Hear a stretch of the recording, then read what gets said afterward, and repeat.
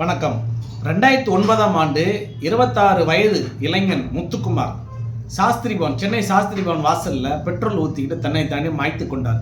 ஏன் அப்படின்னா 2009 ஸ்ரீலங்காவில் உச்சக்கட்ட போர், தமிழர்கள் அப்படியே லட்சக்கணக்கில் கொன்று குவிக்கப்பட்டார்கள். அதை பிணங்களை அப்படியே வண்டியில் இழுத்து மூட்டை மூட்டையாக போடுற அளவுக்கு பிணங்கள் குவிக்கப்பட்டது.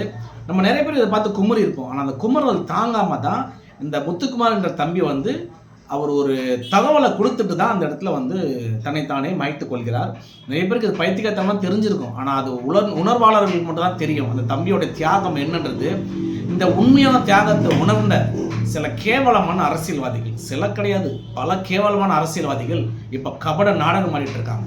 ஜனவரி 29ஆம் தேதி பல கட்சிகள் முத்துக்குமாருக்கு நினைவு அப்படின்னு சொல்லி மேடை போட்டு அப்படியே விட் நோட்டீஸ் அடித்து அப்படியே ஊர்வலம்லாம் போயிட்டு தியாகி தியாகின்னு சொல்லிட்டு திரிகிறானுங்க.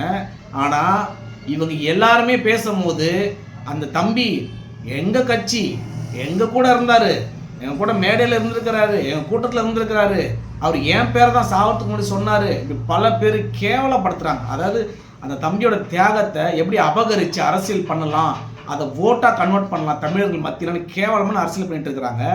இந்த கட்சியில் எந்த கட்சியுமே, அதாவது இந்த நினைவு நாளை சிறப்பித்த திமுக, அதிமுக, பாமக, பிஜேபி, காங்கிரஸ், தேமுதிக, விசிக, இந்த எந்த கட்சிகளுமே அந்த தம்பியை பற்றி பேசிட்டு மக்கள்கிட்ட நல்ல பேரை வாங்க நினைக்கிறாங்களே தவிர, அந்த தம்பி சாவறதுக்கு முன்னால் ஒரு கடிதம் எழுதியிருந்தார். அந்த கடிதத்தை பற்றி ஒரு கட்சிக்காரங்க கூட மக்கள்கிட்ட அந்த கடிதத்தை வாசித்து காட்டலை.